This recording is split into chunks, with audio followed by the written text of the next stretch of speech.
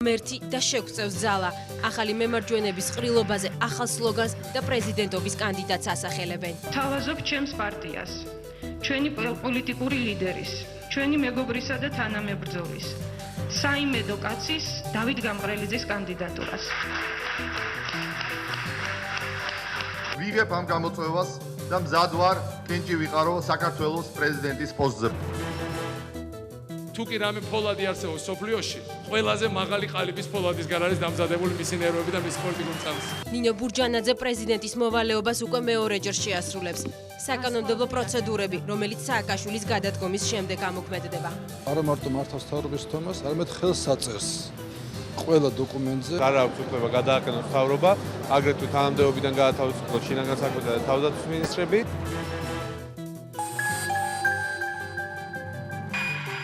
საბჭოთა წყობის იდეოლოგიური გადმონაშთები, აკრძალული თემები და თაროზე შემოდებული ფილმები. წითელი ზონა, გოგი გვახარიას ახალი გადაცემა ყოველ სამშაბათს. განვითარებაში ხელს გუშლის საბჭოთა წარსულის ნიშნები და სტერეოტიპები. და შეიძლება თქვას ამაზეა ეს გადაცემა. ზურგის ტვინი უნდა გადაურჩინოთ, კაცი გიბრალტარის კლდესავით მაგარია. ფილმი, რომელიც ამერიკული ტელესერიალების რეიტინგის მეორე საფეხურს უკვე 2 წელია ინარჩუნებს. ახალი სერიალი საზოგადოებრივ არხზე.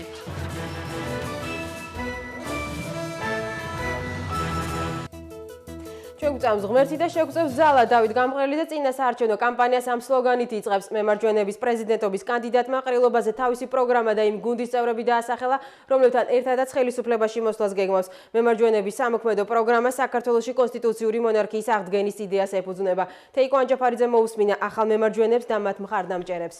ყრილობა ახალი მემარჯვენეების ოფისში ყოველგვარი პომპეზურობის გარეშე ტარდება. ერთადერთი გაფორმება დროშები და წინა საარჩევნო პლაკატებია. პრეზიდენტობის კანდიდატის გამოსვლამდე სიტყვით მისი თანაპარტიელები და მხარდამჭერები გამოდიან. თავაზობ ჩემს პარტიას, ჩვენი პოლიტიკური ლიდერის, ჩვენი მეგობრისა და თანამებრძოლის, საიმედო კაცის დავით გამყრელიძის კანდიდატურას. პატიოსანი გაწონასწორებული ბელადური თვისებების არ მქონე და დასავლური ორიენტაციის პოლიტიკოსი. ეს ის თვისებებია, რომელსაც დღეს შეკრებილები პრეზიდენტობის კანდიდატის მთავარ ღირსებად ასახელებდნენ. შეკრებილთა შორის იყვნენ კანდიდატის მხარდამჭერი სხვა პარტიების წარმომადგენლებიც. გარდა იმისა, რომ ჩვენ გვაქვს საერთო პრინციპები, იგივე ქვეყნის სახელმწიფო მოწყობასთან დაკავშირებით და ეს ეხება კონსტიტუციურ მონარქიას, არის ძალიან ბევრი საერთო, იგივე ტაქტიკურ ნაბიჯებთან დაკავშირებით პოლიტიკური საქმიანობის პროცესში. ყრილობის კულმინაცია დავით გამყრელიძის გამოსვლაა. კანდიდატის 32 წუთიანი სიტყვის მთავარი ნაწილი წინა საარჩევნო პროგრამას ერწყმება. გამყრელიძე მხარს უჭერს კონსტიტუციური მონარქიის აღდგენის იდეას. გამარჯვების შემთხვევაში ის აპრილში საპარლამენტო არჩევნებთან ერთად რეფერენდუმის ჩატარებასაც აპირებს. თუ საზოგადოების არჩევანი საპარლამენტო რესპუბლიკის სასარგებლოდ გაკეთდა, მაშინ მე როგორც საქართველოს პრეზიდენტი დაუყოვნებლივ აღვასრულებ მას პარლამენტში ახალი კონსტიტუციის მიღებითა და ხელახალი საპარლამენტო არჩევნების დანიშვნით. აქვე მინდა განვაცხადო, რომ მე და ჩემს მეგობრებს საპარლამენტო რესპუბლიკის პირობებში ნამდვილად არ გვექნება პრეტენზია პრეზიდენტის პოსტზე და იგი ღირსეულმა ზეპარტიულმა საზოგადო მოღვაწემ დაიკავოს. მთავარი აქცენტები გამყრელიძის გამოსვლაში საგარეო პოლიტიკაზე, ეკონომიკურ რეფორმებსა და სტრუქტურულ ცვლილებებზე კეთდება. პოლიციას ჩამოშორდება ეკონომიკურ დანაშაულთა ბრძოლის ფუნქცია და ჩვენი ბიზნესი, ჩვენი მეწარმეები განთავისუფლებიან მათი კლანჭებისგან. პროკურატურა, როგორც დამოუკიდებელი ინსტიტუტი, შეწყვეტს ფუნქციონირებას და იგი შევა იუსტიციის სამინისტროში სტრუქტურულ ერთეულად. ეს მოგცემს საშუალებას პოლიტიკური და საზოგადოებრივი კონტროლი გაუწიოთ პროკურატურის საქმიანობას, დაუყოვნებლივ გაუქმდება სავალდებულო სამხედრო გაწვევა. გამყრელიძემ დღეს პრემიერ-მინისტრობის კანდიდატად მისი თანაპარტიელი ირაკლი იაშვილი დაასახელა. თუმცა ის თქვა, რომ თანამდებობის გადანაწილება პარტიული ნიშნით არ მოხდება. დღეს სავარაუდო ენერგეტიკის და იუსტიციის მინისტრების დასახელდნენ. ჩემთვის ეს იყო სრულიად მოულოდნელი. მე მგონი ჩანდა ჩემი რეაქციიდანაც. და თუ იყო მართლა რეალური შემოთავაზება დათანხმდები? მე მიჩვეული ვარ ექსპერტულ მუშაობას და მე ვერ გეტყვით დღეს შევძლებ თუ არა ან სურვილი თუ მექნებოდა რომ აქტიურად პოლიტიკაში ჩავმულიყავი. წარმოდგენილი პროგრამა და სამომავლო ცვლილებები მისაღებია მრეწველებისთვისაც და თანასწორობის ინსტიტუტის ერთადერთი წევრისთვისაც, რომელიც დავით გამყრელიძეს უჭერს მხარს. იდეოლოგია ერთი გვაქვს, ძალიან მომეწონა მისი გამოსვლა სასამართლოს განსაკუთრებით მოწესრიგების საკითხში. განსაკუთრებით ეკონომიკური ასპექტი ქონა ძალიან კარგი სოფლის აღორძინება ეს არის ჩვენი საერთო სათქივარი. ჩვენად გამოვიდა ძალიან დაალაგებულად ის რაც სჭირდება საქართველოს დღეს არის დაალაგებული ადამიანი. დავით გამყრელიძის პროგრამის პრეზენტაცია სპორტის სასახლეში დეკემბერში იგეგმება. წინა საარჩევნო კამპანიის სლოგანი კი ჩვენ ვწამს ღმერთი და შეგვწევს ძალა იქნება. პრეზიდენტის პოსტის დატოვებამდე მიხეილ სააკაშვილი ბოლოს შეხვედრას მართავს. ალექსანდრე ყაზბეგის გამზირზე მოსახლეობასთან შეხვედრის შემდეგ პრეზიდენტი რუსთავში ჩავიდა და განათლებისა და მეცნიერების ახალ მინისტრთან ერთად პროფესიული სასწავლებელი გახსნა. აქ პრეზიდენტმა 45 პედაგოგი ღირსების ორდენით დააჯილდოვა. პრეზიდენტის პოსტის დატოვების წინ მიხეილ სააკაშვილი რუსთავში ახალ პროფესიულ სასწავლებელს ხსნის. რიგით მეცხრე სასწავლებელი მოდუსი პრეზიდენტმა განათლების ახალ მინისტრ მაია მიმინოშვილთან ერთად გახსნა. ღონისძიებას საქართველოს სხვადასხვა რაიონებიდან ჩამოსული პედაგოგებიც ესწრებოდნენ. 45 მათგანი პრეზიდენტმა ღირსების ორდენით დააჯილდოვა. ეს ის კი აღარ არის პროფტექნიკუმი რაც იყო ალბათ ეს არის სხვა ტიპის სასწავლებელი რომელიც ადამიანს რომელსაც აქვს კვალიფიკაცია ცოტათი ადაპტაციას უკეთებს იმისაც რომ უკეთესად მოერგოს ბაზრის მოთხოვნილებას. მე პირადად ყველაფერს გავაკეთებ იმისთვის რომ ხელი შეუწყოს სწორედ ამ ცენტრების რაოდენობის გაზრდას ესე ვთქვათ ისევე როგორც უმაღლესი პროფესიული პროგრამები როგორც თქვენ იცით უმაღლეს სასწავლებლებში. კომპიუტერული სისტემების შემკეთებლის სანტექნიკოსის ავტოზეინკლის ელექტროშემდუღების პროფესიას ცენტრში 400 ადამიანი დაეუფლება. გადამზადების პროცესი 9 თვე გაგრძელდება. მათი სავარაუდო დამსაქმებელი ცემენტის ქარხანა, მეტალურგიული ქარხანა და აზოტის ქარხანაა. პროფესიული სასწავლებლების გადაიარაღება 1,760,872 ლარია. პროფესია ეხლა რაც პროფესია შეეღება ცხოვრებაში გამოდგება, იმიტომ ვართ აქ და იმიტომ ვსწავლობთ. სწავლება როგორია და რამდენ ხანია? სწავლება მოგწონს 9 თვიანი სწავლება, ესე იგი წელიწადი. ამ წელიწადში უნდა ავითვისოთ ჩვენ მთლიანი პროფესია. ჯერ ვნახოთ, დავამთავროთ და ლიცენზია ავიღოთ, ყველაზე მთავარი ეგ არის, რომ სამუშაო დავიწყოთ. რუსთავში ჩასვლამდე მიხეილ სააკაშვილი თბილისში ყაზბეგის ქუჩაზე მცხოვრებ მოსახლეობაში ხვდა. ამ ადგილას უკანონოდ აშენებული ავტოფარახები იყო. სკვერი აქ მერიამ ააშენა.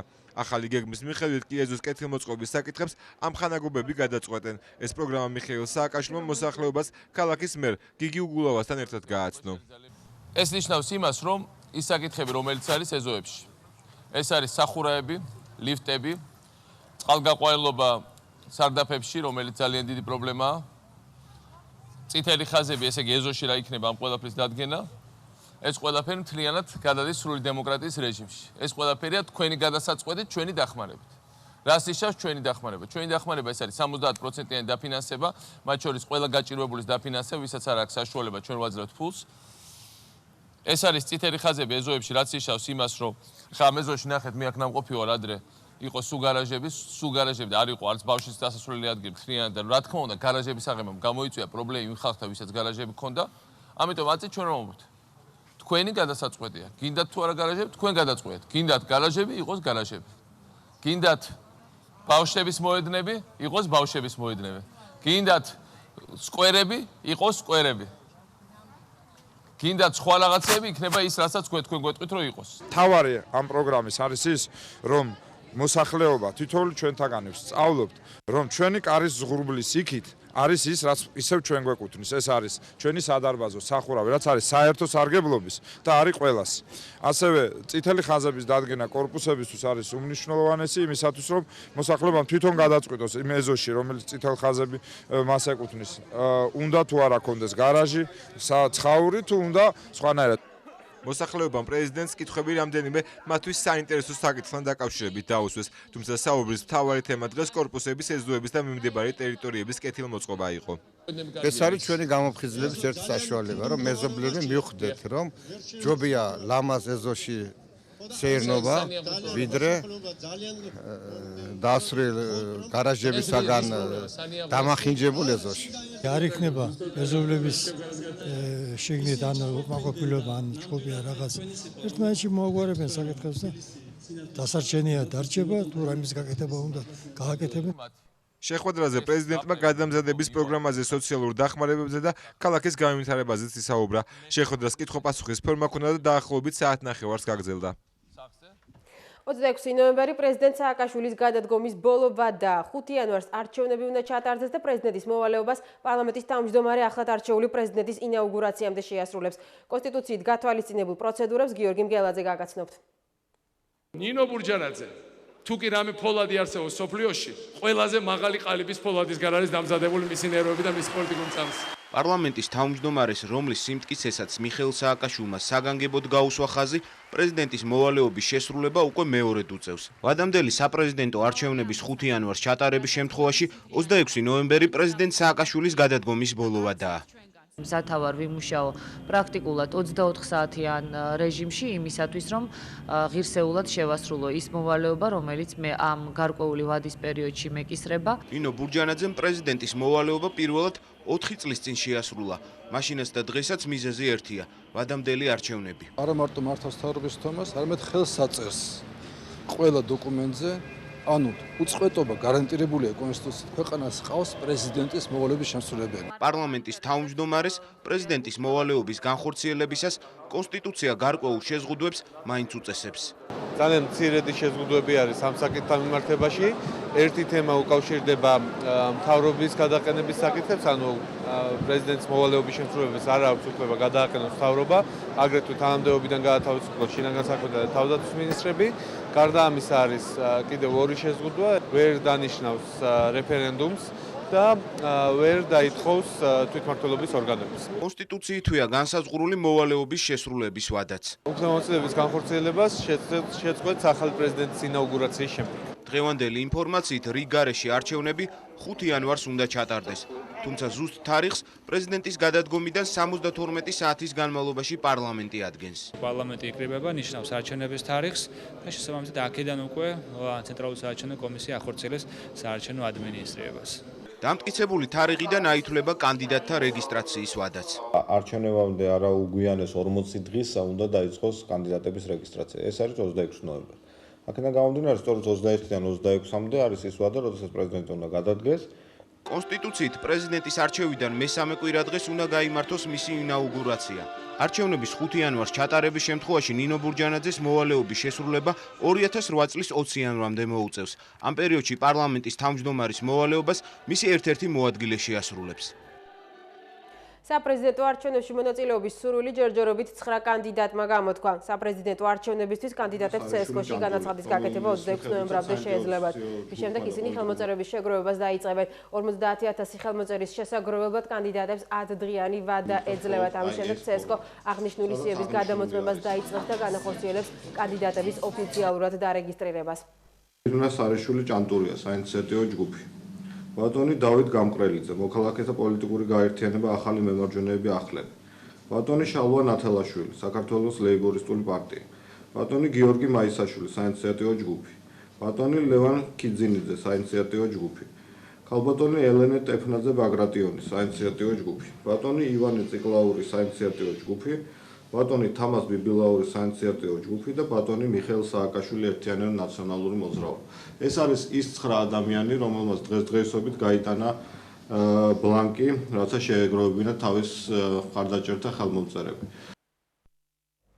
წინა საარჩევნო კამპანიას პრეზიდენტობის კანდიდატები ოფიციალურად ორშაბათიდან დაიწყებენ. რა სტრატეგია და ტაქტიკა აქვთ შემუშავებული მიხეილ სააკაშვილის ოპონენტებს. თითქმის ყველა მათგანი პრეზიდენტ სააკაშვილთან ტელედებატებს ითხოვს. პრეზიდენტობის კანდიდატების წინა საარჩევნო ტაქტიკას ეკა კოპალიანმა გადაავლო თვალი. ერთი კვირის განმავლობაში ეროვნულმა საბჭომ ავტოკოლონი თბილისის უბნების სამჯერ შემოიარა. პრეზიდენტობის საკუთარ კანდიდატთან ერთად და მის გარეშე გაერთიანების წევრები დედაქალაქში მოქმედ ყველა ბაზრობაზე მოვაჭრეებს შეხვდნენ და ღია ცისქვეშ რამდენიმე პრესკონფერენციაც გამართეს. ქუჩაში გამოსვლის შეწყვეტას ეროვნული საბჭოს წევრები არც წინა საარჩევნო კამპანიის ოფიციალურად დაწყების შემდეგ აპირებენ. ცოტა უფრო მეტი აქცენტი იქნება გაკეთებული სახალხო შეხვედრებზე, საერთო სახალხო შეხვედრებზე. სლოგანი ისე ვიმეორებ, არის ის, რაც აიტაცა ქართულმა ხალხმა 2-7 ნოემბრის აქციების დროს საქართველოს პრეზიდენტის გარეშე. ფერი არის თეთრი, ყველაფერს ხო დანარჩენს, როდესაც იქნება ჩვენი კანდიდატის თუ მოგვეცა ამის შანსი და გადადგა ეს კაცი და დაინიშნა არჩევნები, იქნება კანდიდატის ოფიციალური წარდგენა, სადაც ყველაფერს გაიგებთ დანარჩენს. მერცედესი ჩემი არ გიგონოთ მეგობრისა. ეს ნათხოვარი არა. პრეზიდენტობის ეს კანდიდატი საკუთარი მანქანით მედიკოსებთან შეხვედრაზე მივიდა და ტელეკამერების დანახვისას ის კონკურენტი გაახსენდა, რომელმაც მერსედესი მეგობრისგან ამერიკის ელჩთან მისასვლელად ითხოვა. იქადაგე უფლის სიტყვა, მაგრამ ენა გამოიყენე მხოლოდ უკიდურეს შემთხვევაში. ეს არის ჩემი მაგალითი. ამ შემართებით ექიმების შემდეგ გია მაისაშვილი საზოგადოების ყველა ფენასთან შეხვედრას გეგმავს. რა ტაქტიკას აირჩევს წინასაარჩევნო კამპანიის წარმოებისას, ამას ჯერ საიდუმლოდ ინახავს მისი მხარდამჭერები, ქუჩებში ბუკლეტების დარიგებას განაგრძობენ. ამ ბროშურებს დაემატება უკვე ჩვენი პროგრამა წიგნის სახით, რომელსაც სახელად ერქმევა ქართული სახელმწიფოს მოდელი. შემდეგ იქნება ახლებური კამპანია, არ მინდა ხა წამომწდეს რა, როგორ იქნება. 3-4 დღეში იქნება ამის პრეზენტაცია. ფორმითაც განსხვავებული იქნება და შინაარსითაც. ტაქტიკასა და სტრატეგიაში სიახლეებს გამორიცხავს შალვა ნათელაშვილი. მიხეილ სააკაშვილს ჩვეული ტაქტით უპირისპირდება და აცხადებს, რომ პრეზიდენტის პოსტს საკუთარი თავის გარდა ვერავის ანდობს.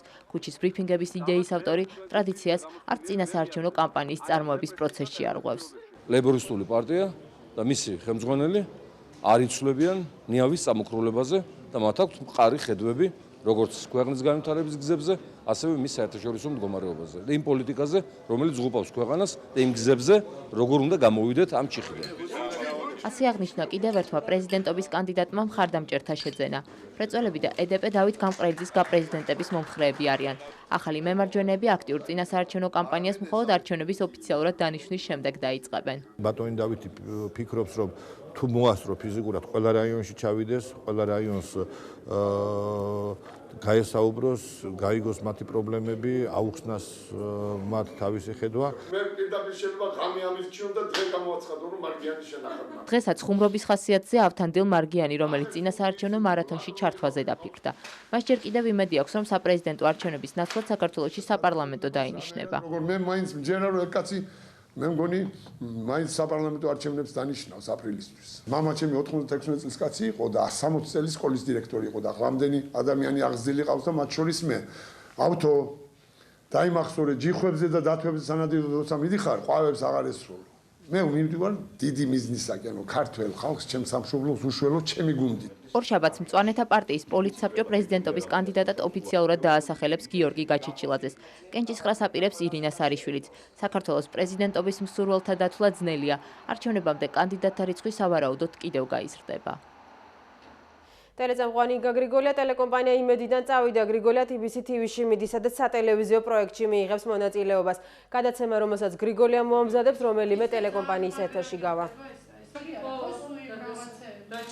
მე არ გადავდივარ რუსთავიორში, არ გადავდივარ არც ერთ სხვა ტელევიზიაში, არ ვაპირებ რომ გავხდე ამა თუ იმ ტელევიზიის სახე, მე ვაპირებ რომ დავიწყო თანამშრომლობა ჩემს მეგობრებთან, ვისთან ერთადაც საერთოდ დავიწყე ტელეჟურნალისტიკა. ეს ადამიანები არიან თაკო ფხაკაძე და ლევან ყუბანეიშვილი, ანუ დამოუკიდებელი სტუდიიდან მოვამზადოთ ესა თუ ის პროექტი, პოლიტიკური პროექტები ცხადია, რომელიც გავა რომელიმე ტელეკომპანიის ეთერში. ტელეკომპანია RTV-i ნახევარი საათის წინ ბადრი პატარკაციშვილის ინტერვიუ გადასცა. პატარკაციშვილმა ნიუ-იორკში ვიქტორ ტოპალენგლის კითხვებს უპასუხა. პატარკაციშვილმა იმ გეგმებზე ისაუბრა, რომლის განხორციელებასაც საქართველოს ხელისუფლებაში მოსვლის შემთხვევაში აპირებს. На самом митинге я говорил, что я один. Эти мальчишки, про которых вы говорите, которые стоят у власти, и не предпринимали. Я совершенно მე კატეგორიული წინააღმდეგი ვარ რუსეთთან დაძაბული სიტუაციის. თუ ხელისუფლებაში მოვალ, ყველაფერს გავაკეთებ იმისთვის, რომ პირველ რიგში რუსეთთან ურთიერთობა მოვაწესრიგო. მოსკოვთან ურთიერთობა სიყვარულით უნდა მოგვარდეს და არასტიძულვილით. დღეს მოსკოვში პროპრეზიდენტულმა ახალგაზრდულმა ორგანიზაციამ რასია მალადაია მიხეილ სააკაშვილის წინააღმდეგ აქცია გამართა. 50-მდე ახალგაზრდა ლოზუნგით კი საქართველო იანკი არა თეატრალიზებული შოუ მოაწყო. წყლის სავსე გასაბერი აუზი ტყუილის ზღვას განასახიერებს. მათი აზრით საქართველოს პრეზიდენტი ტყუილის ზღვაში ცურავს და ამერიკის შეერთებული შტატები მას დახმარების ხელს უწვდის. დღესვე მოსკოვში პროპრეზიდენტულმა ახალგაზრდულმა ორგანიზაციამ რასია მალადაია მიხეილ სააკაშვილის წინააღმდეგ აქცია გამართა. და აქცია გამართა გაერთიანებული საქალაქო ფრონტის ლიდერი, მსოფლიო ჩემპიონი ჭადრაკში მილიციამ მარშის 1000-მდე მონაწილესთან ერთად აიყვანა. დაკავებულთა შორისაა მოძრაობა იაბლოკას ახალგაზრდული ფლის ლიდერი. და მოსკოვს ვრთავთ პირდაპირ ეთერში ჩვენი კორესპონდენტი ირინა ცერცვაძე მოგვაწვდის ინფორმაციას. ირინა, საღამო მშვიდობისა. რა ინფორმაციას ფლობდა დაკავებულების შესახებ? რადიო ეხო მოსკოვს უკანასკნელი ინფორმაციით კოალიცია Другая Россияს ორი ლიდერი ედუარდ ლიმონოვი და გარი კასპაროვი კვლავ დაკავებულნი რჩებიან. ოპოზიციის ლიდერები დღეს დაუმორჩილებლობის მარშზე აცხადებდნენ, რომ ისინი პრეზიდენტ პუტინის ბოლო განცხადებამ განსაკუთრებით გააღიზიანა. პრეზიდენტ პუტინი ბოლოს საკუთარ ამომრჩეველთან შეხვედრისას აცხადებდა, რომ ოპოზიციის ლიდერები აპირებენ მოაწყონ დაუმორჩილებლობის მარში, სხვა ქვეყნების გამოცდილებას იყენებენ, შეეცდებიან დაამხონ მთავრობა, მაგრამ არ გამოუვათ ჩვენ შესაბამის ზომებს გამოვიყენებთ. ოპოზიცია პრეზიდენტ პუტინის ბოლოდროინდელ განცხადებებს და მის მოქმედებებს დიქტატორულად აფასებს და მას ხელისუფლების უზურპაციაში ადანაშაულებს. Марш проходит под лозунгом ჩვენი მარშის ლოზუნგია რუსეთი კორუფციის გარეშე, რუსეთის სამართლებრივი განუკითხაობის და ცენზურის წინააღმდეგ. ჩვენ არ ვეთანხმებით არც პუტინის გეგმას და არც მის კურსს. ეს კურსი იწვევს ბიუროკრატიას და კორუფციას. პუტინის მმართველობის პერიოდში რუსეთი კორუფციის დონის მიხედვით მსოფლიოში მესამე ადგილზე გავიდა. რუსეთში დღეს ხდება ხელისუფლების უზურპაცია. ადამიანთა ჯგუფი მხოლოდ თავის კეთილდღეობაზე ფიქრობს. ამიტომაც არის ცენზურა ტელევიზიაზე, სადაც განიხილავენ ემუქრება თუ არა პუტინის გეგმას რაიმე საფრთხე. თავად გეგმის განხილვა კი საერთოდ არ ხდება. მე დარწმუნებული ვარ, რომ ჩვენ მაინც გავიმარჯვებთ. ჩვენი მსვლელობა ცენტრალური საარჩევნო კომისიის მიმართულებით შედგება. შევეცდებით მივიდეთ საარჩევნო კომისიის შენობასთან, თუმცა როგორც ჩვენთვის ცნობილია, გზაზე ბევრი სპეცრაზმელი დგას, რომელიც მოძრაობის უფლებას არ მოგცემს. ხელისუფლებას ხალხის ეშინია ხალხთან დიალოგის, ეშინიათ იმის, რომ მისი დანაშაულის შესახებ საჯარო საუბარი შედგება. საკუთარ პროტესტს ოპოზიციამ კომუნიკეს ფორმა მიცა და შეეცადა ცენტრალური საარჩევნო კომისიისათვის ის გადაეცა, მაგრამ იმ მოტივით, რომ მარში არასანქცირებული იყო, ხელისუფლებამ ომონის დახმარებას მიმართა. ჟურნალისტების მუშაობას დღეს არანაირი პრობლემა არ შექმნია. ისინი თავისუფლად გადაადგილდებოდნენ. მე ვერ ხვდები ასე რატომ ნერვიულობ.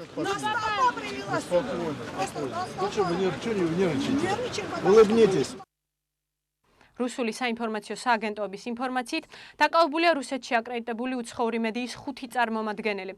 25 ნოემბერს დაუმორჩილებლობის მარში სანქტ-პეტერბურგში გაიმართება. დიდი მადლობა დაუმორჩილებელთა მარშის შესახებ მოსკოვიდან ჩვენი კორესპონდენტი ირინა ცერცვაძე საუბრობდა. რუსეთის სპეცსამსახურებს შორის ღია დაპირისპირება ამის შესახებ თავად რუსი ჩინოვნიკებიც საუბრობენ ჯერჯერობით ამ თემაზე არც ერთ რუსულ ტელეარხზე სიუჟეტი არ მომზადებულა. რუსული პრესა კი ბოლო ერთი თვეა პერმანენტულად აგრძელებს ფსბ-სა და რუსეთის სახელმწიფო ნარკოკონტროლის უწყებებს შორის აგორებულ სკანდალის გაშუქებას. მოსკოვში დუმის არჩევნები 2 დეკემბერს საპრეზიდენტო კი 3 მარტს გაიმართება. ექსპერტების ვარაუდით ეს კონფლიქტი კიდევ უფრო გაღრმავდება, თუმცა ჯერჯერობით რუსეთის პრეზიდენტი პოზიციას არ აფიქსირებს. სიუჟეტი ამ თემაზე საზოგადოებრივი მაუწყებლის მოსკოვის ბიუროს ხელმძღვანელმა ირინა ცერცვაძემ მოამზადა. ამ წლის ოქტომბრის თვეში გაზეთ კომერსანტში დაიბეჭდა რუსეთის სახელმწიფო ნარკოკონტროლის ხელმძღვანელის გენერალ ჩერქესოვის სტატია. ამ სტატიაში ჩერქესოვი ღიად საუბრობს ფსბ-სა და მის უწყებას შორის არსებულ დაპირისპირებაზე. ციტატა გენერალ ჩერქესოვის ინტერვიუდან. არ შეიძლება დავუშვათ, რომ ეს ომი გადაიქცეს მოვაჭრეების ბრძოლად.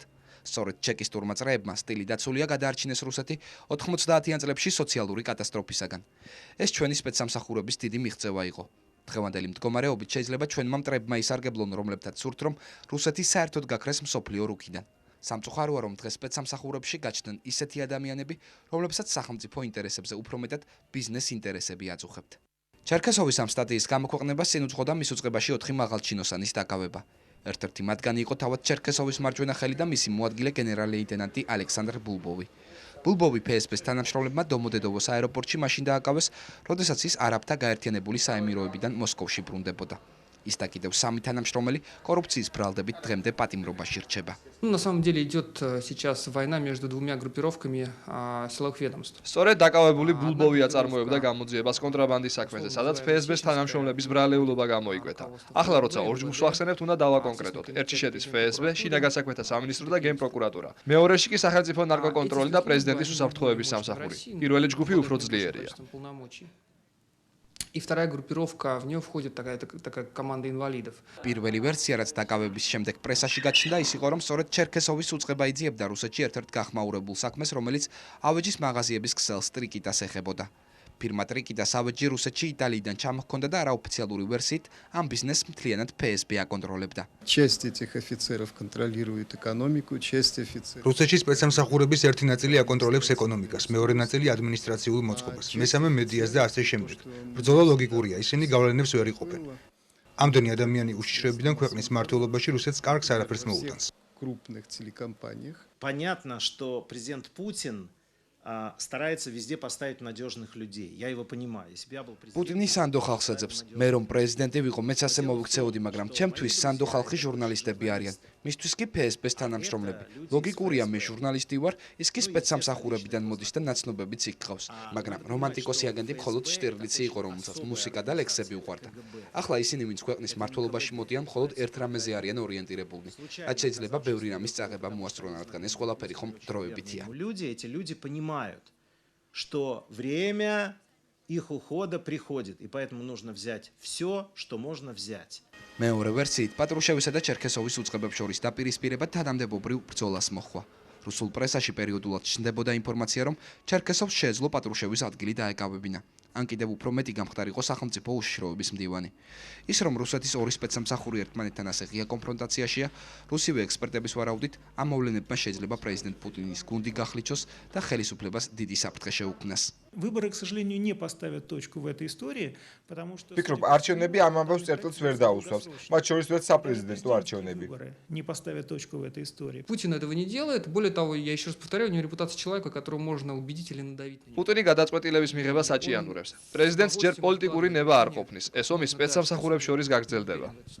პატრუშევიცა და ჩერქესოვიც ორივე პეტერბურგელია. ორივეს ერთად უშიშროების რამდენიმე უწყებაში აქვთ ნამუშევარი.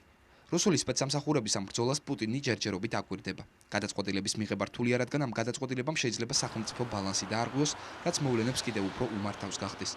ვიდრე პრეზიდენტი პუტინი რომელიმე მხარის სასარგებლოდ საკუთარ პოზიციას დააფიქსირებს, მანამდე მითი რუსული სპეცსამსახურების ძლიერების შესახებ ცოტა შეირყა, რადგან დაკავებული სახელმწიფო ნარკოკონტროლის თანამშრომლების საქმე რუსეთის ფარგლებს გასცდა და მას სტრასბურგის სასამართლო იწიებს.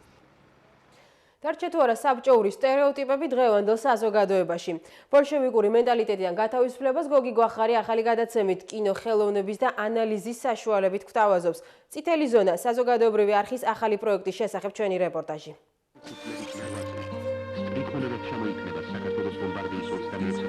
საბჭოთა წყობის იდეოლოგიური გადმონაშთები ჩვენ საზოგადოებაში. აკრძალული თემები და ისევ თაროზე შემოდებული ფილმები. 27 ნოემბერს საზოგადოებრივ მაუწყებელზე გოგი გვახარიას ახალი გადაცემა წითელი ზონა. კარგი იქნება თუ ჩვენ ყველა ერთად ქართული საზოგადოება ვისაუბრებთ იმაზე თუ რა გვიშლის ხელს განვითარებაში. ჩემი აზრით განვითარებაში ხელს გვიშლის ეს ყველაფერს ეხება აბსოლუტურად ხელისუფლებას, ოპოზიციას, პოლიტიკურ სპექტრს, ჩვეულებრივ მოქალაქეებს, უბრალო გლეხს.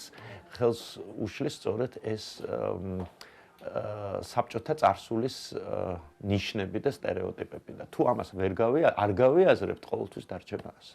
აი შეიძლება თქვას ამაზეა ეს გადაცემა. გადაცემა წითელი ზონა საზოგადოებრივი მაუწყებლის და რადიო თავისუფლების ერთობლივი პროექტია.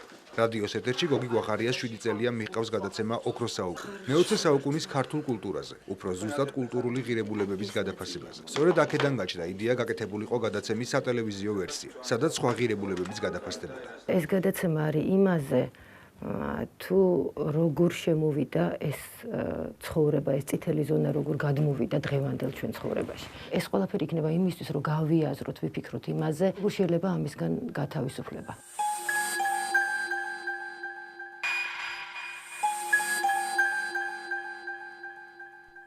ყოველი გადაცემა სამ ბლოკად არის დაყოფილი. პირველი ნაწილი გადაცემის თემატური სიუჟეტია. შემდეგ დებატები სტუმრებთან ოკუპაციის მუზეუმიდან. ადგილი, რომელიც სიმბოლურად შეირჩა და ბოლოს, რა თქმა უნდა, ფილმი.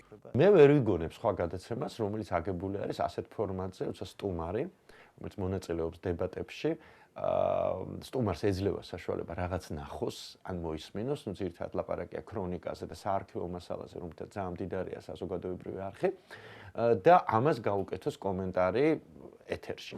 ჩვენ მედია სივრცეში იშვიათი არიან ისეთი წამყვანები, რომლებიც არ ცდილობენ მაყურებელზე საკუთარი აზრის მოხვევას და ამისდა მიუხედავად გაძლევენ საშუალებას, რომ დაფიქრდე და გაანალიზო ის რეალობა, ამ შემთხვევაში ის წარსული, რომელშიც ჩვენ ცხოვრობდით და რომლის ელემენტები, რომლის გავლენა დღევანდელობაზეც აშკარაა და ცხადია. ჩემთვის პირადად როგორც ერთ-ერთი რიგითი მაყურებლისთვის ამ თვალსაზრისით დიდ მოლოდინებთან არის დაკავშირებული და ძალიან მაკლდა გოგის გადაცემებით. ჩვენი პირველი გადაცემის თემა გადაცემის ფორმა უცვლელი იქნება. თემა ყოველთვის ახალი, რომელიც მხოლოდ წარსულზე ორიენტირებული არ იქნება. შეიძლება ფილმი ან სპექტაკლი იყოს მხოლოდ საბაბი იმისათვის, რომ ჩვენ ვისაუბროთ თემაზე, რომელიც დღეს ძალიან აქტუალურია. მაგალითად, ჩვენ უკვე ჩავწერეთ გადაცემა, რომელიც პეტრე ოცხელის იუბილეს ეძღვნება, პეტრე ოცხელის 100 წლის თავს ეძღვნება, მაგრამ დავარქვით ამ გადაცემას არა პეტრე ოცხელი, არამედ ავანგარდის ბედი საქართველოში. ავანგარდი როგორც ასეთი იმთავითვე უპირისპირდება შაბლონებს და სტერეოტიპებს. ესე იგი არაკონსერვატიულია, ზედმიწევნით ასე ვთქვათ, ხო? და ამ თვალსაზრისითაც მე მგონი ავანგარდის ასე ვთქვათ, გაშუქება მაყურებელთა წინაშე იქნება ძალიან საინტერესო. ავანგარდი ეს არის ფაქტიურად ბრძოლა ბრჭყალებში. კულტურის საშუალებით დაპირისპირება უკვე მოყირჭებულთან, მოძველებულთან, სტერეოტიპულთან, ანუ ბრძოლა ბორკილების წინააღმდეგ. გადაცემის მესამე ბლოკი დამხმარე ფუნქციას შეასრულებს. იქნება კიჩები, მხატვრული და დოკუმენტური ფილმები. მხატვრული თვალსაზრისით შეიძლება დაზარალდეს, მე სულ ამბობ, რომ ეს გადაცემა არის ესეთი ეგრეთ წოდებული ბონუსი. ამ ბონუსში ლაპარაკია ისტორიულ კონტექსტზე, ამ ფილმის შექმნისა, ლაპარაკია თვითონ გადაღების პროცესში რა ხდებოდა კინოში. უფრო მეტად აქცენტი რა თქმა უნდა გაკეთებულია ისტორიაზე, ოღონდ ეს არ არის ისტორიული გადაცემა, ოსოში მე შევეცდები რომ ასე იყოს, არამედ სულ მუდმივად ჩვენ გვექნება კავშირი თანამედროვეობას და იმაზე ვილაპარაკებთ, რა დაგვრჩა დღეს.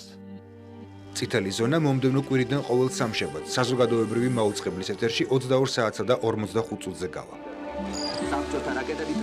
საზოგადოებრივი მაუწყებლის ეთერით ორშაბათიდან ახალი სერიალიც გავა. გრეის ანატომია მსოფლიოს მასშტაბით ერთ-ერთი ყველაზე პოპულარული ფილმია. სერიალს რამდენიმე ჯილდო, მათ შორის ოქროს გლობუსი და ემი აქვს მოპოვებული. ამერიკული ჰოსპიტალის ცხოვრების ამბავს მაყურებელი რამდენიმე სეზონად იხილავს. სერიალების მოყვარულები მალე ახალ ცხოვრებას 4 რეზიდენტთან ერთად დაიწყებენ. ახალი ცხოვრების ჟანრი კომედიური სამედიცინო დრამა. სამედიცინო არ დაგინთავრებია? დიახ, და შენგან განსხვავებით დასწრებული. მოვლენები არა მზიან კოპაკაბანას სანაპიროზე, არამედ შორეული ვაშინგტონის შტატში. სუსხიანი სიეტლის ერთ-ერთ საავადმყოფოში განვითარდება. ამით ჩემი მუსიკოსი იყო, ბევრს სვამდა. იქნებ სასმელი მუშაობაში ეხმარებოდა კიდეც. არის ძალიან ცნობილი კომპანია Buena Vista-ს პროდუქცია. სანამ ამ დეტალებს არ გავიგებს, სექსი დაივიწყე. Buena Vista-ს პროდუქცია ასევე არის ისეთი ცნობილი სერიალები, როგორიც არის დაკარგულები და სასოწარკვეთილი დიასახლისები. ამაღამ შენ სახლში დავიძინოთ. რა? რეიტინგების მიხედვით ამერიკის შეერთებულ შტატებში არის მეორე. აქვს ძალიან ბევრი ჯილდოები მოპოვებული, მათ შორის ყველაზე მნიშვნელოვანი არის ოქროს გლობუსი 2007 წლის საუკეთესო სატელევიზიო დრამა. გესრიდან გულმკვერდის არამდე მე უნდა გავკვეთო. შენ სისხლმდენებს მიხევი. ცნობილია, რომ ამერიკული სერიალი არის ყველაზე უფრო ძვირად ღირებული, გამომდინარე იქიდან, რომ ბიუჯეტი ამ სერიალების არის უფრო მაღალი და შესაბამისად ფასიც უფრო მაღალია. ასე არა? გიჟი ვარ? არა. საზოგადოებრივი მაუწყებლისთვის ხარისხი ძალიან მნიშვნელოვანია. არ უყიდულობთ ლათინო ამერიკულ სერიალებს მაგალითად, რადგან მიგვაჩნია, რომ ამერიკული სერიალები და ასეც არის უფრო მაღალი ხარისხით გამოირჩევა. სერიალი ამერიკის შეერთებულ შტატებში 2005 წლის მარტიდან გადის. ამჯერად ABC უკვე ფილმის მეოთხე სეზონს უჩვენებს. ჩემი ამერიკაში ყოფნისას დაემთხვა გრეის ანატომიის მეორე სეზონის გამოსვლა. არანორმალურად პოპულარული სერიალი. მახსოვს დაზაბულობა რაც იყო ხალხში იმ დროს, იმიტომ რომ ყველა ელოდებოდა ამ სერიალის გამოსვლას და ბოლოს რომ დაიწყო, იმდენად ჩაება ეს ხალხი, რომ ეს სერიალი გადიოდა ცოტა დაუჯერებელია, მაგრამ ქუჩაში მოძრაობა შეთხელებული იყო. მე ჩავრდეს, იმიტომ რომ დაახლოებით 8-დან 9 საათამდე ეს სერიალი გადიოდა, მარტო რჩებოდი ფაქტობრივად, რომ ყველა ამ სერიალს უყურებდა, ამიტომ მომიწია მეც ამ სერიალის ყურება და მე სხვადასხვაერთ ჩამითრიაცა. ახლა შემოწმება შევუდგეთ. გინდა აქედან შევამოწმეთ და გინდა იქიდან. პროდუქტის ხარისხზე მისი ვებგვერდის მდგომარეობით შეგვიძლია ვიმსჯელოთ. კომპანია ABC საიტზე Grey's Anatomy-ს საკმაოდ დიდი ადგილი აქვს დათმობილი. აქ შეგიძლიათ სერიალის ტრეილერები ნახოთ, გაეცნოთ შინაარს, შეიძინოთ DVD-ები ფილმით და ასევე ფილმის საუნდტრეკები. თუ სუპერფანი ხართ, თემატურ სუპერ გათამაშებაში შეგიძლიათ ჩაერთოთ. ამ ვებგვერდს დღეში რამდენიმე მილიონი კაცი ათვალიერებს. ორშაბათიდან მათ ქართველი მომხმარებლებიც დაემატებიან. რადგან? საზოგადოებრივი მაუწყებლის მაყურებელი გრეის ანატომიას იხილავს 26 ნოემბრიდან. კარგი ფილმია, უყურეთ. ადამიანი, რომელმაც თავისი დაბადების თარიღი არ იცის და არც დაბადების დღე აღუნიშნავს არასდროს. 72 წლის წინ დაშვებული შეცდომის შედეგები ერთმა კახელმა გლეხმა საკუთარ თავზე გამოსცადა. ყველა დოკუმენტის თანახმად ამბროსი ყოჩაშვილი 30 თებერვალსაა დაბადებული. რამდენად ხშირია საქართველოში არარსებული კალენდარული დღის გამო შექმნილი პრობლემები და არსებობს თუ არა გამოსავალი მომობის რეპორტაჟი გურჯაანიდან. 72 წლის კაცი ვარ, გასულა. ჩემი დაბადების დღე კალენდარშიც არ არის, ეს ვერც ვიპოვე კალენდარში. 26. 27, 28 და აჰა, არ არის 28-ზე მეტი. ამბროსი ყოჩაშვილი უკვე 72 წელია საკუთარი დაბადების თარიღს არგავს. მის პირველივე დოკუმენტში ამ თარიღად 30 თებერვალი ფიქსირდება. გურჯაანის რაიონის სოფელ ჩუმლახში 1925 წელს დაბადებული პატარას დაბადების მოწმობაში გაპარულმა უზუსტობამ პრობლემები მოგვიანებით შექმნა. მშობლების ადრე გარდაცვალებისა და ამ ტექნიკური შეცდომის გამო მისთვის დაბადების დღეც არასდროს აღუნიშნავთ. 72 წელი კაცი ვარ და ჩემი დაბადების დღე ვერ დაადგინეს. ვერც მე და ვერც სხვა. ვერც მოსამართლე დააკიდა. აბა სხვაები დაადგინე. სუსტი თარიღის არცოდნის გამო დაბადების დღეს ვერც ახლა აღნიშნავს. ამბროსი ყოჩაშვილის შვილი მამის ყველა იუბილეს საკუთარ დაბადების დღეზე აღნიშნავს. მას ამისთვის საკუთარი არგუმენტი გააჩნია. დაწესებები ეკითხებოდნენ, როდესაც გაქვს დაბადების დღე და არასდროს არ აქონდა, იმიტომ რომ არ არსებობდა ეს რიცხვი და ამიტომ როდესაც წამოვიზარდე, ჩემ დაბადების დღეებზე ვუხდიდი დაბადების დღეს. ერთი წელი როგორც მე მემატება, ანალოგიურად მომაჩენსაც ხმემატება ისე და ერთად ვიხდით დაბადების დღეს ხოლმე. არარსებული კალენდარული დღის გამო ოჯახის წევრებისა და თავად ყოჩაშვილის გარდა ამ დრომდე არავინ შეშფოთებულა. 30 თებერვალი დაბადების მოწმობიდან სამხედრო ბილეთში და საბჭოთა პასპორტშიც უპრობლემოდ შეიტანეს. არც ბოლო დროს პირადობის მოწმობის გაკეთებისას უკითხავთ ყოჩაშვილისთვის რამე. როგორც სამოქალაქო რეესტრის ეროვნულ სააგენტოში გაირკვა, ანალოგიური შემთხვევა რამდენჯერმე ჰქონდათ. პირველ რიგში უნდა მოგმართონ ჩვენ შესწორების საფუძვლი, წარმოადგინონ თუ რაიმე დოკუმენტი აქვთ ხელთ ამ პიროვნებებს. თუ ჩვენ ვერ მოვიძიებთ მასალას, ასეთ შემთხვევაში გაიცემა ადმინისტრაციული უარი, რომელიც შემდგომ უკვე სასამართლო წესით უნდა გასაჩივრდეს და დადგინდეს ფაქტი რეალურად როდის არის დაბადებული ეს პიროვნება. სასამართლოს ვერც ამბროსი ყოჩაშვილი გადაურჩა. 2 თვის წინ მასზე პენსიის გაცემა სწორედ დაბადების გაურკვეველი თარიღის გამო შეწყვიტეს. მტკიცებულებების არარსებობის გამო სარჩელი ყოჩაშვილს უკან დაუბრუნდა. სასამართლოს 72 წლის წინანდელი მოწმეების პოვნა გაუჭირდა. ჩემ ხელში არ ყოფილა შეჩერება და ეხლა ჩემამდე თუ რამე იყო მე გავიცი რა. ეს ქალბატონი გურჯაანის სოციალურყოფის იმ სამსახურში მუშაობს, რომელმაც მოხუცჯერ პენსიის მიწოდება შეუწყვეტა. მოგვიანებით კი მის არსებობაში ეჭვის ვერ შეტანის გამო ისევ აღუდგინა. სასამართლო გზის გავლის მიუხედავად, ამბროსი ყოჩაშვილი დაბადების დღეს ვერც ამიერიდან აღნიშნავს. სახალხო დამცველი თბილისის მთავარ სამმართველოში დაკითხვაზე დაიბარეს. საქმე ეხება 7 ნოემბერს ოზარ სუბარის ცემის ფაქტს. სახალხო დამცველმა თბილისის მთავარი სამმართველო რამდენიმე წუთის წინ დატოვა.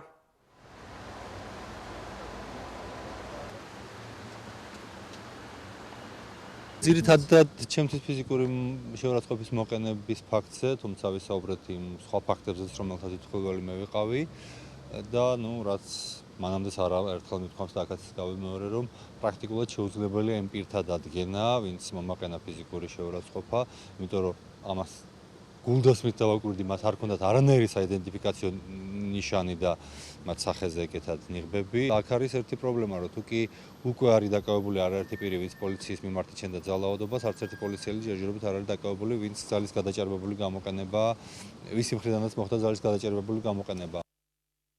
და მე შეგახსენეთ პარლამენტის თავმჯდომარემ ხუთშაბათს სესიაზე სპეციალური განცხადება გააკეთა და პირადად დაინტერესდა დაიწყო თუ არა გამოძიება ამ ფაქტზე. ახლა კი უცხოეთის სიახლეები ბორის ბერეზოვსკი რუსეთში რევოლუციის მოსაწყობად იატაკ ქვეშეც აფინანსებს. ამის შესახებ რუსმა ოლიგარქმა ლონდონში ერთ-ერთ ჟურნალისტთან ინტერვიუში განაცხადა. მისი თქმით, პუტინის ოპონენტებს ის 4 მილიარდი დოლარით აფინანსებს და ბერეზოვსკი რუსეთში რევოლუციას საპარლამენტო და საპრეზიდენტო არჩევნებს შორის ვარაუდობს.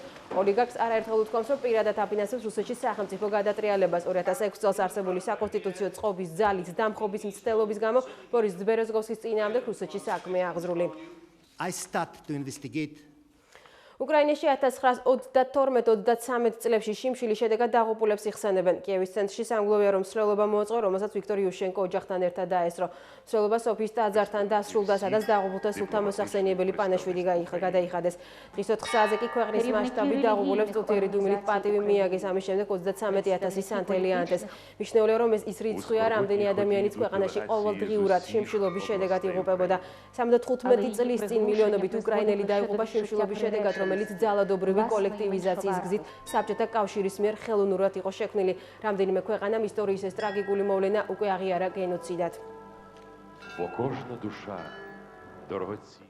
ამერიკაში საშობაო ფასდაკლებების სეზონი დაიწყო. ამ დღეს ამერიკელების შობამდე ყველაზე დიდ ზეიმად მიიჩნევენ გრანდიოზული ფასდაკლებების სავაჭრო ცენტრებსა და მაღაზიებში მადლიერების დღის მომდევნო პარასკევს იწყება. ამიტომაც ამ დღეს შავი პარასკევი ეწოდება. ყიდველთა უმრავლესობა რიგს წინა ღამეს იკავეს, მათ სწორედ ამ დღეს ეძლევათ შესაძლებლობა მთელი წლის მანძილზე ნაუცნებარი ნივთი იაფად იყიდოთ. შავ პარასკევს ამერიკის ყველა შტატში მაღაზიები ტრადიციულზე ადრე იღება და გვიანობამდე ყიდველთა შემოტევებს იგერიებს. ანალიტიკოსები ირწმუნებიან, რომ ამ დღეზე ყოველწლიურად საშობაო გაყიდვების მესამედი მოდის. მოსკოვში ყოველწლიური ეგრეთ წოდებული მილიონერების ბაზრობა გაიხსნა. ეს არის მსოფლიოში ყველაზე გრანდიოზული გამოფენა, სადაც ფუფუნების საგნებია წარმოდგენილი. კროკუს ექსპოს ცენტრში გასაყიდად 250-მდე ცნობილი ბრენდის უახლესი და უძვირფასესი პროდუქციაა გამოტანილი. ყველაზე ძვირადღირებულ ნივთებს შორის წელს ბაზრობაზე ბრილიანტის თვლით გაფორმებული მერსედესისა და ლექსუსის უახლესი მარკის ავტომობილებია. ყველაზე იაფფასიანი საგნების სიაში კი $500 შეფასებული არყის ბოთლი აღმოჩნდა. მილიონერების ბაზრობის დამაარსებელი ჰოლანდიელი ბიზნესმენი ივ ჰაირატია ღონისძიება რუსეთში წელს უკვე მესამედ ტარდება ბაზრობა 27 ნოემბერს დაიხურება.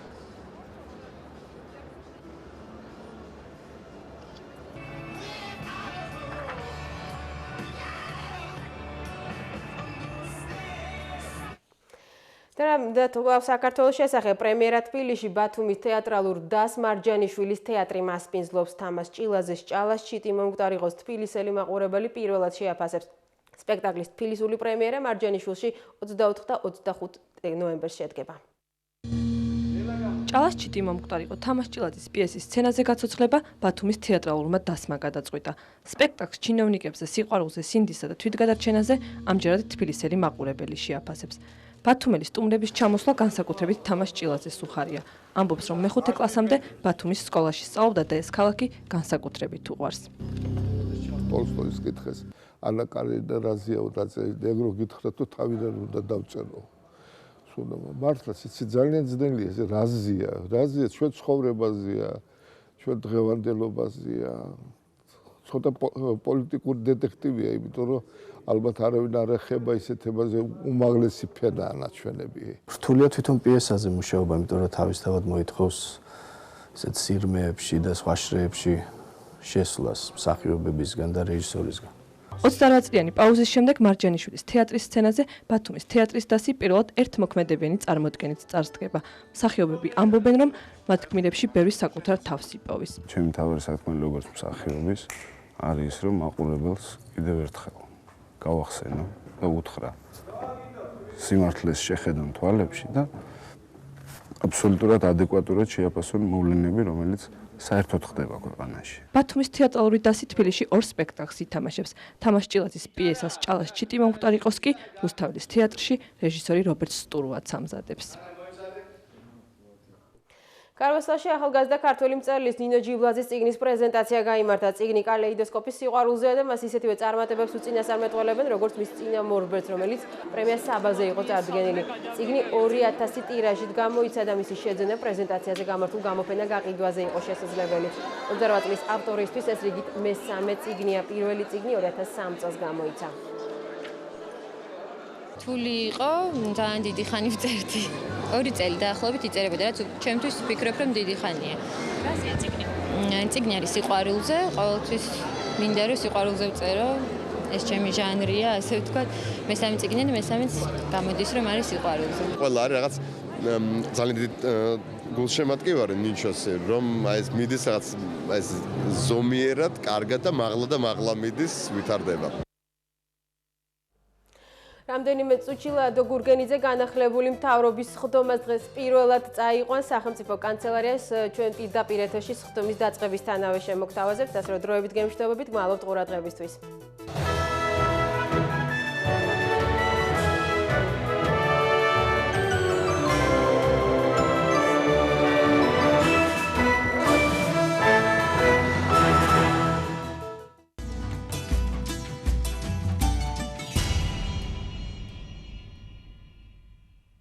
ჩვენი და ჩვენი შვილების ჯანმრთელობისთვის აუცილებელია ვიტამინები და მინერალები. დუოვიტის წითელი დრაჟე შეიცავს მხოლოდ ვიტამინებს, დუოვიტის ლურჯი დრაჟე კი მხოლოდ მინერალებს. ცალ-ცალკე მიღებული ვიტამინები და მინერალები უფრო ეფექტურია თქვენი ჯანმრთელობისთვის. ამიტომ მიიღეთ წითელი დრაჟე დილით, ხოლო ლურჯი საღამოს. დუოვიტი თქვენი ჯანმრთელობისთვის. ოფიციალური დისტრიბუტორი საქართველოში PSP ჯგუფი. თბილისის დავით აღმაშენებლის სახელობის უნივერსიტეტი აცხადებს მიღებას მაგისტრატურასა და დოქტორანტურაში 98-73-83-83-97-97. როგორც არ უნდა ეცადოთ შეინარჩუნოთ ბალანსი სურვილსა და შესაძლებლობებს შორის, სურვილი გემრიელად მიირთვათ ხშირად მაინც